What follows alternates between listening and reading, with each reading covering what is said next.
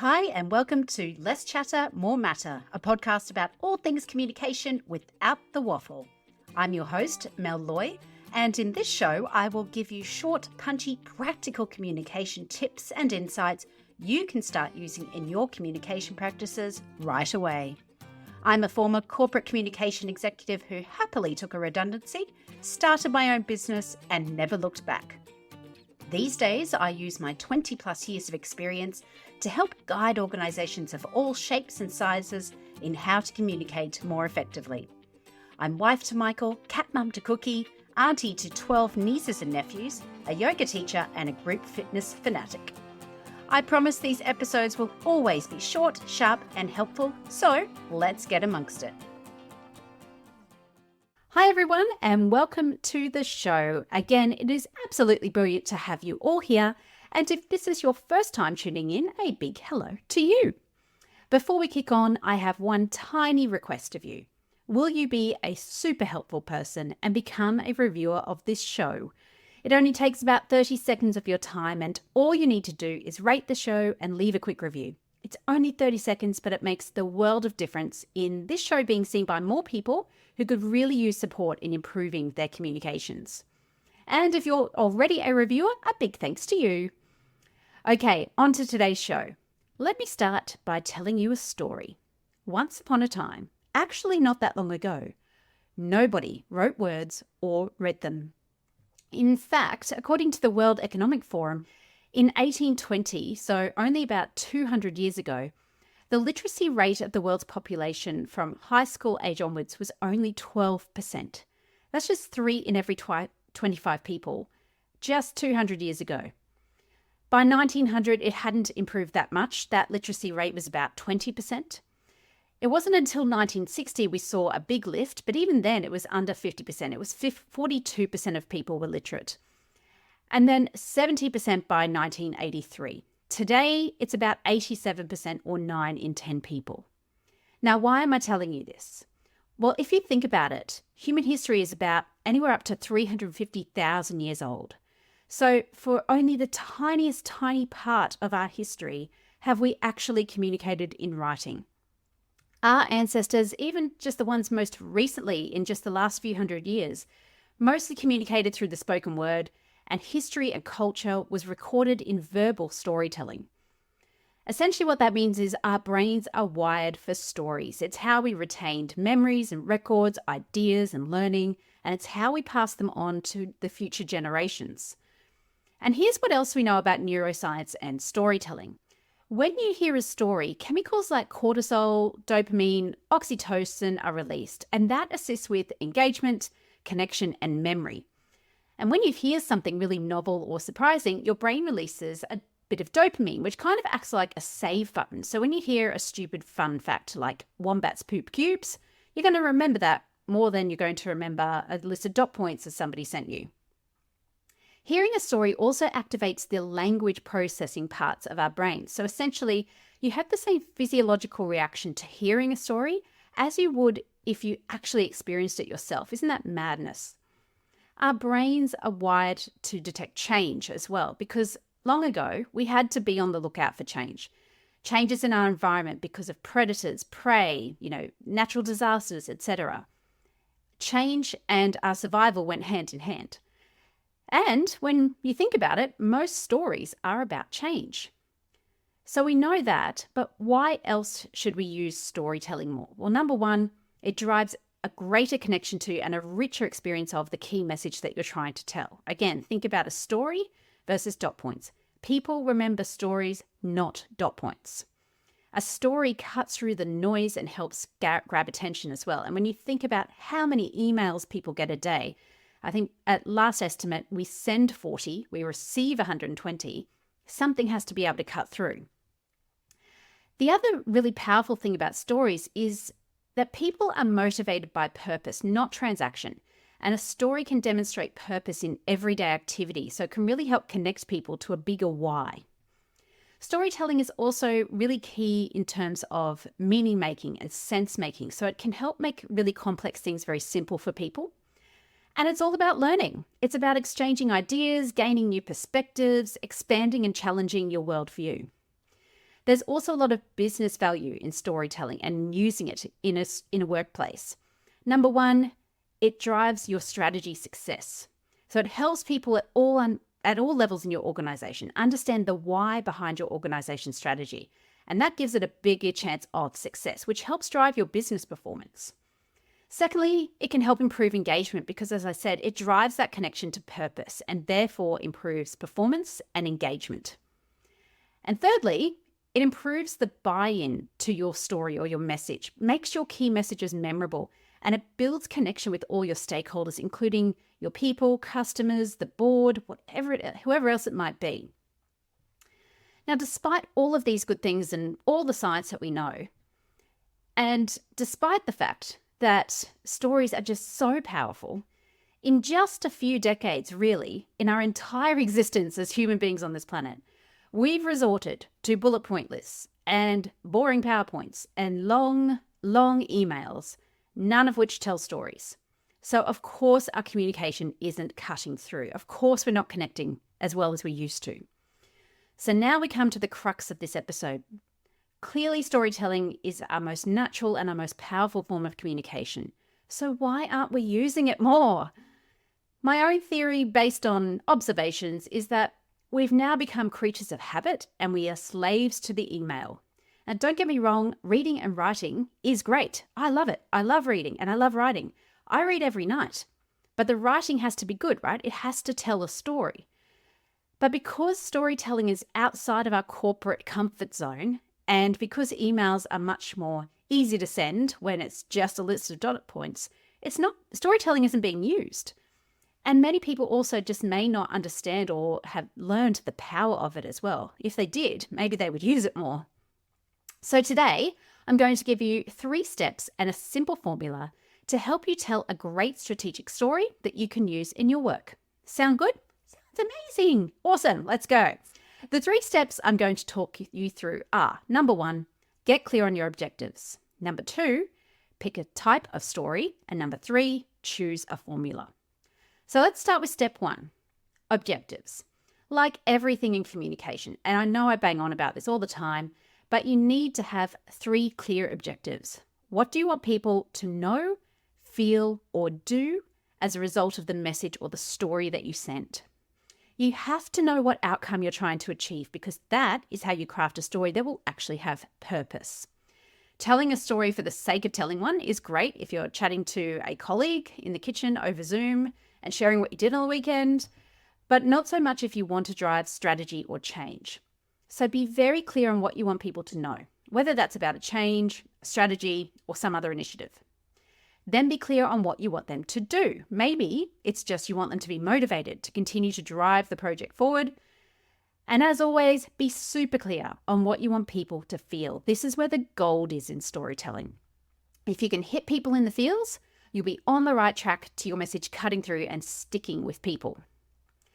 So you've gotten clear on your objectives. It's time for step 2, which is picking a type of story.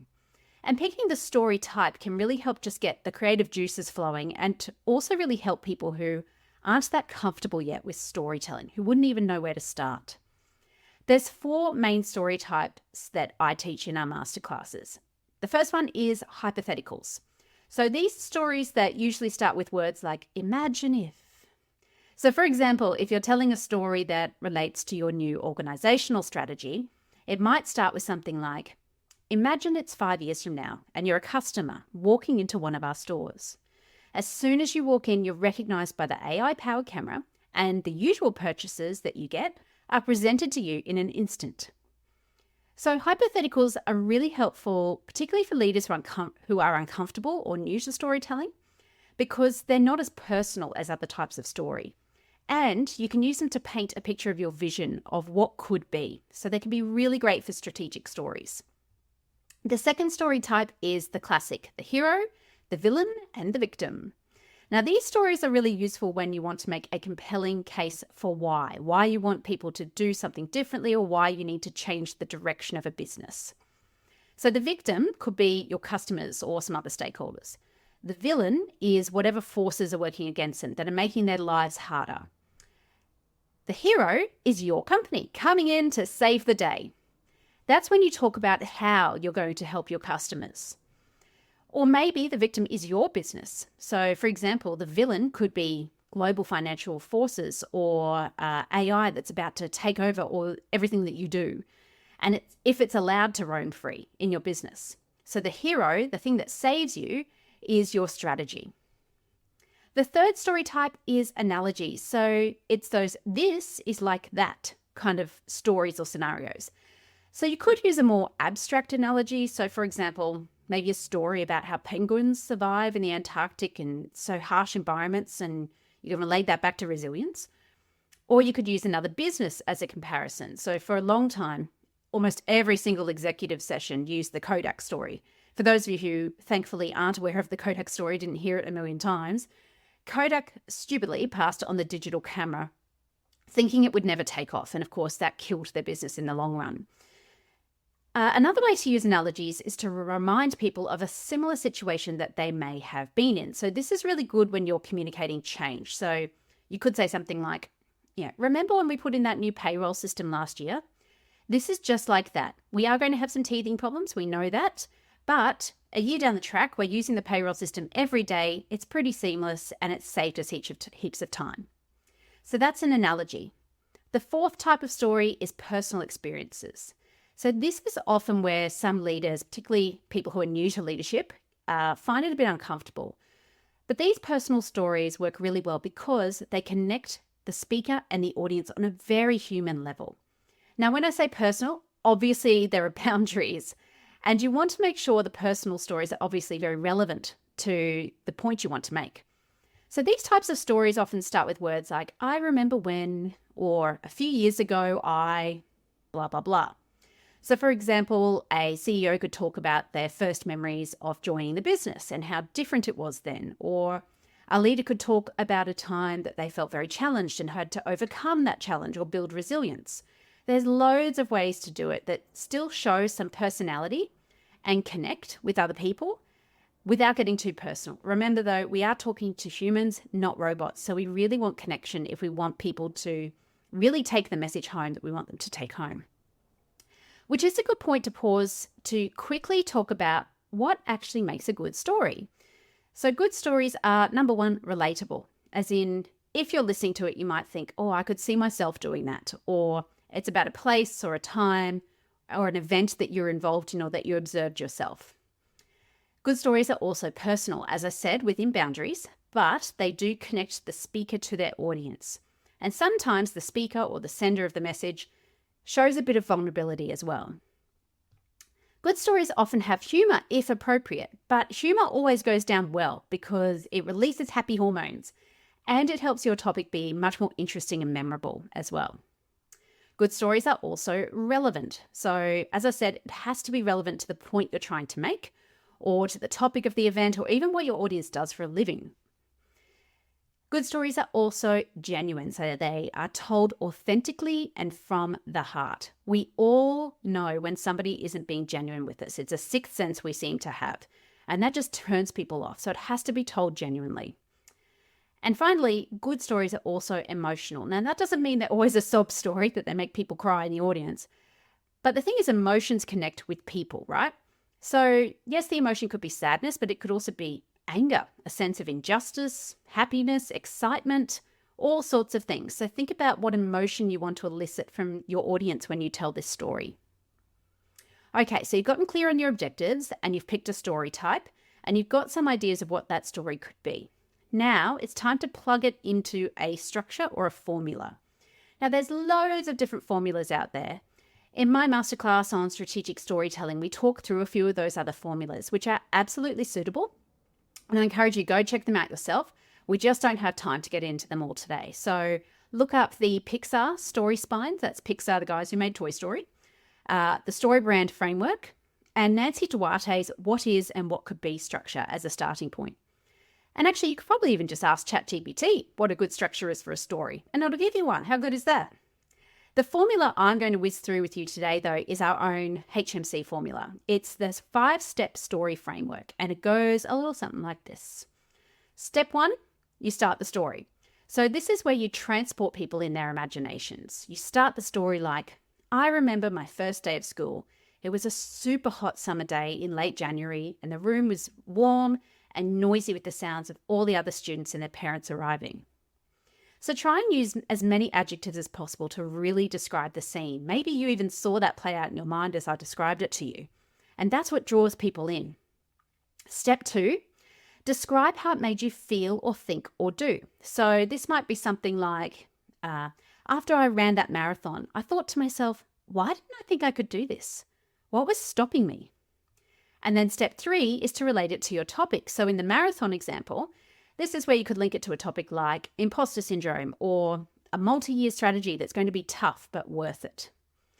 Step 4 is then we present the evidence. So this is your chance to give the stats, give the compelling case for why you need that strategy, why you need something to change. You've pulled on the emotions side of the brain. It's time to appeal to the logic side.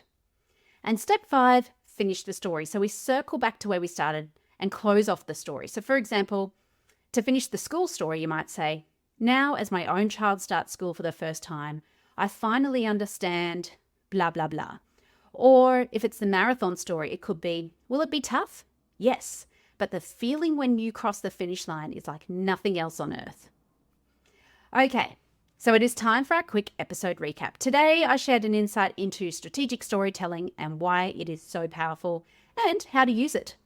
So remember, we were largely illiterate creatures up until the late 80s. So our brains are wired for storytelling. It's how we make sense of the world. It's how we pass on knowledge. It's memorable. There are 3 steps to strategic storytelling. Number 1, get very clear on your objectives. What do you want people to know, feel, and do as a result of this story? It is a message packaged as a story. So you do need clear outcomes. Number 2, pick a story type. Hypothetical, classic, analogy, or a personal story. Each has their own merits, and some will suit some topics better than others. Some people will also be more comfortable with some types of stories than other types. And step 3, pick a structure. Our HMC structure is step 1, start the story, then describe how it made you think or feel something different, relate it back to your topic, share the evidence, and then finish the story you started back in step 1. So my challenge to you is to think about all the comms you are in the middle of and what might else be coming up. And think about how you might be able to even just trial using storytelling for at least one message. The more you do it, the more comfortable you're going to get, just like anything else. And I promise you, people will remember the message for all the right reasons and they'll live happily ever after. Okay, folks, that's all we have time for today. On next week's episode, you're going to hear me interview a special guest speaker who also challenged me to a little game during our interview. I was disastrous, I'm not going to lie, but it's worth tuning in for that alone. So look out for that episode next Thursday. In the meantime, don't forget you can sign up to my mailing list, and each fortnight you'll receive an email with the latest comms news from around the world, learning and tips that I've shared, as well as a bunch of resources and upcoming events. Until then, keep doing amazing things. Thank you again for listening, and bye for now.